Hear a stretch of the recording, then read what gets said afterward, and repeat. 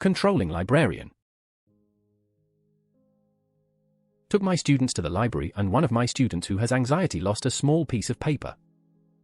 He asked for a new one, and the librarian refused. Student came to me anxious, asking for help. We looked in the areas he had been and couldn't find it. At this point my student is close to tears. I wait my turn and ask the librarian if I can use one of the papers no one wanted for anxious student. He said no.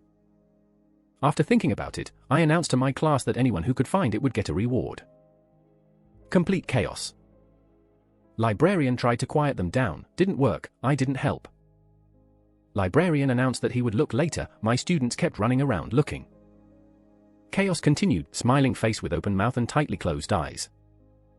After about 10 minutes it was found and we all cheered. I could have easily quieted them down at any time, but fuck that over-controlling noob. Your little rule should not be more important than an excellent student with anxiety being stressed, tired face. I once lost a book in a library, elementary school. I was in tears. I went to the bathroom and then suddenly my book was gone.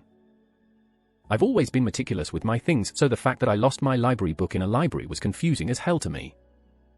I panicked and told the librarian. She helped me look, we didn't find it. She just smiled at me and said, well, I guess the book went on an adventure of its own. They later found it in a classmate's book bag. They had wanted to check it out, but when I did it first they got mad. So they just hid my book from me. But that little phrase still pops into my head when I can't find something, and it really helps even as someone who is nearly 30 now. So screw that librarian. I get not wanting to give kids a million pieces of paper, but nothing is worth making an anxious kid even more anxious.